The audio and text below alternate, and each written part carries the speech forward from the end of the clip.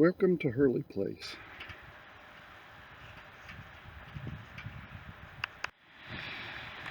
Hurley Place is a 200-acre private homestead.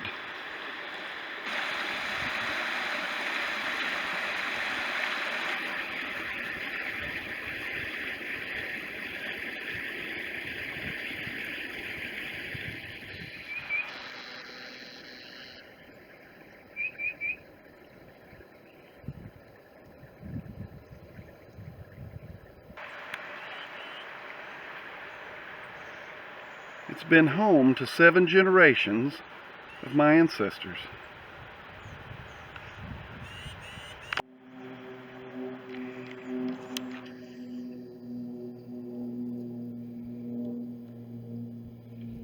It's such a beautiful place. A nice getaway. I helped build this log home when I was 14 years old.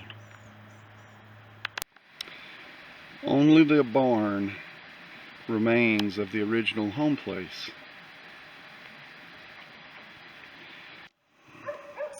What I came to show you was this house. This house was built many years ago, and I think I was about 18 years old when I helped my uncle build it. Since then, my cousin has taken over and is adding on an addition for his father to move up and be closer to Bill. One of the main things that I wanted to show you today was this set of stairs and kind of give you an explanation on how they're made. The height is taken and then divided by the number of risers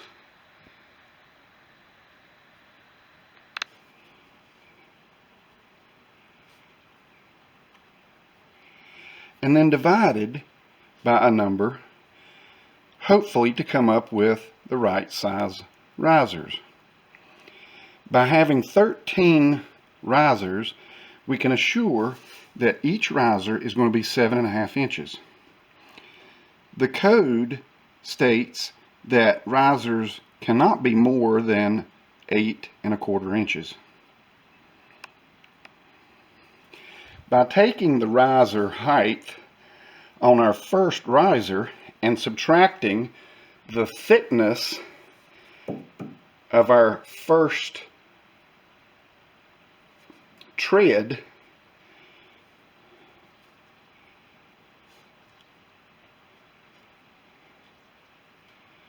we know that if we offset the entire staircase 6 inches on the first one, then go 7.5, 7.5, 7.5, 7.5, 7.5, 7.5, 7.5, all the way up, then all of the treads, or excuse me, all of the risers will be the same height. This is called a landing. So in this particular staircase, we have a short flight up to the first landing. And in order to get our stairs to work out in the space that we have, then a winder is put on the second landing. So a winder is nothing more than half of a landing higher, or one more riser, so that when we get up to the beginning or up to the top, then everything works out perfectly to the top of the floor.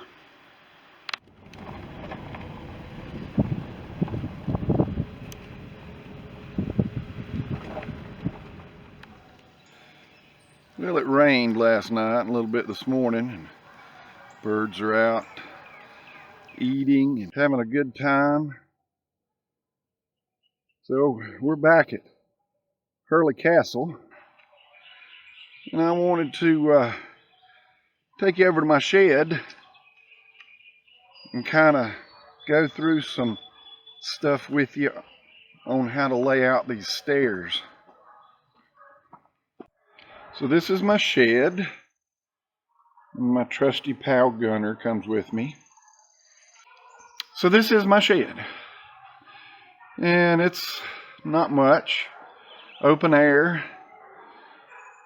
But it gives me a place where I can come and work on various projects. From cars to my tiny house to lathe work and other things. But what I wanted to show you was these nice little stairs that I made last night. So the stairs are made with a hinge on it so that, you know, when I'm headed out of town, I can pull them up and secure them down and I'm ready to go.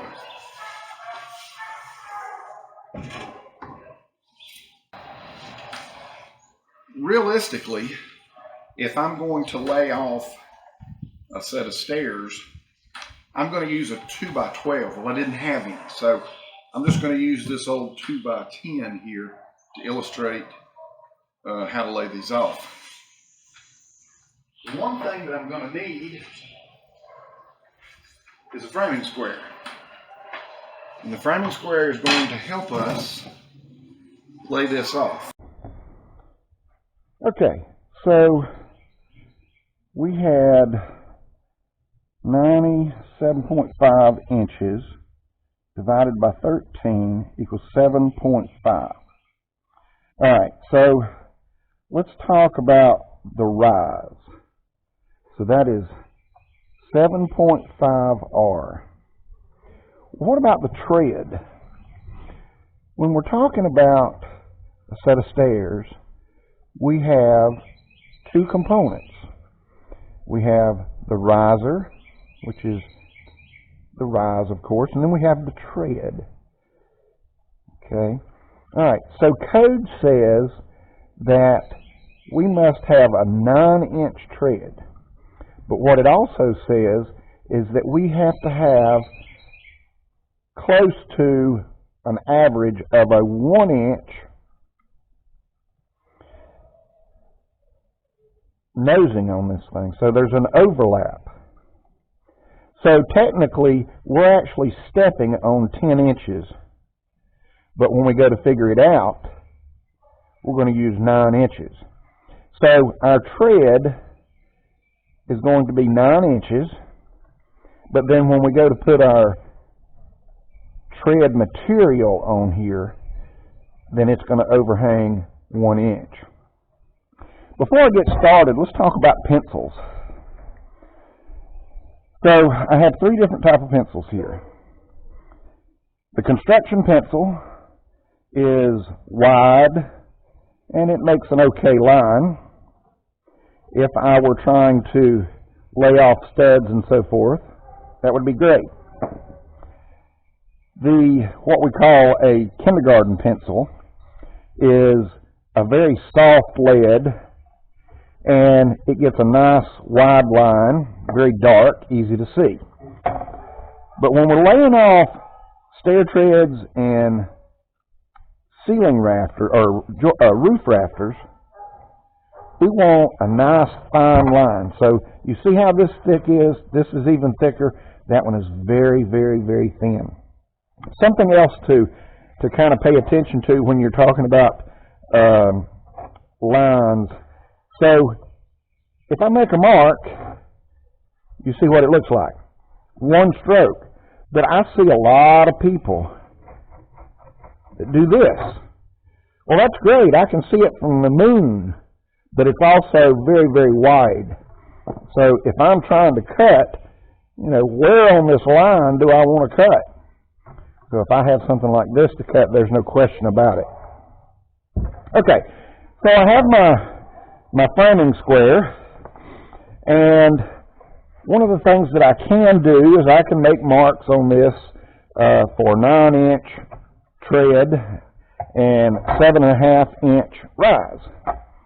So let's do that. So 7.5-inch rise and a 9-inch tread. That way I can see it. Hopefully you can see it too a lot better on the film. And again, remember that this is a 2x10, and generally lay it out on a 2x12 and I'll explain why. So to start off with, we want to line this up to our edge. We want to make sure that we're either on the outside of the framing square or the inside. But you don't want to be outside and inside or inside and outside. The same goes with the board. Make sure that you're on the same side of the board. You don't want to be over here with this one on the outside and this one on the other side. So make sure that you're all in the same plane before you even begin. Now I'm going to line these up to the very outside of this. And if you look real closely, you can see that there's a roundover right here. So I don't want to lay it off to the roundover.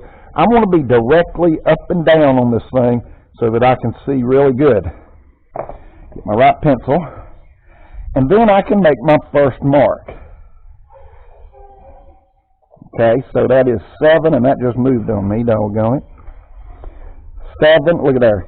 Done lost my lid. I swear, what a day. What happens when you leave your pencils out in an open shed? Alright, so there is my first mark. I want to go to this mark. So because I have 2 marks there, I'm going to put me a cut line on this one here. That way I know which one it is. So I'm going to pull down. Got way too much stuff on this table. I'm going to pull down and I'm going to line up my 7.5 inch to that mark that I made from my tread. And I'm ready to mark again. One time. That's all I need because I can see this all the way down through here. 7.5, 9 inch. I'm going to keep going. Every time I move, I got to move stuff out of the way. So 7.5 and 9.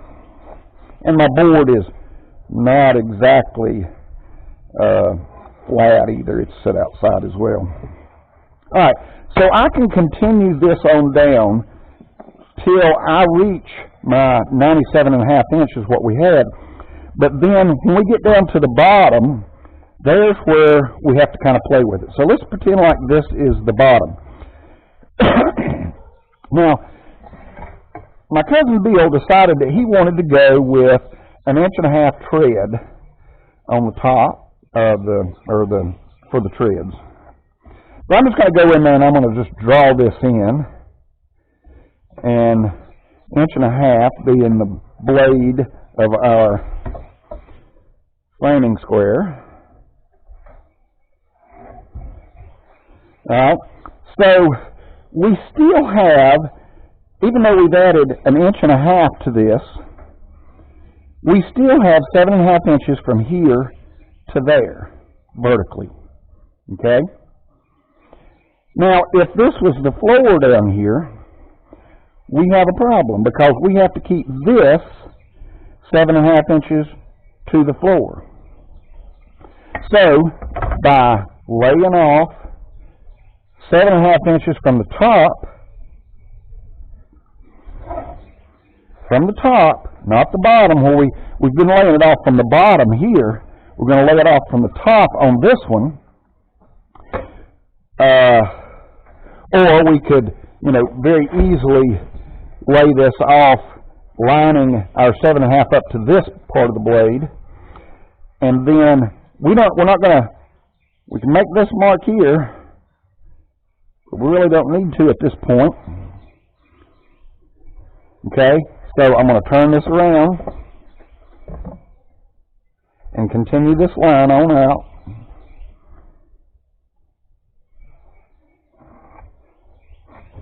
Alright, so there's going to be the bottom. So I have 7.5 inches from the floor to the top of the first riser with the tread on. And then I have 7.5 inches from top of tread to top of tread, from top of tread to top of tread. I want to go back down here and I want to lay off the last riser cut that I'm going to make. And I know it's kind of hard to see with my hands in the way.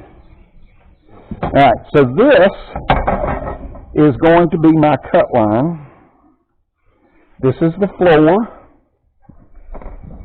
Use a different pencil where you can see better. This is the floor. And then I'm going to cut this off.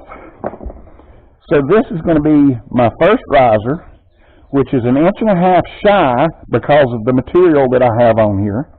And then all of the rest of them match.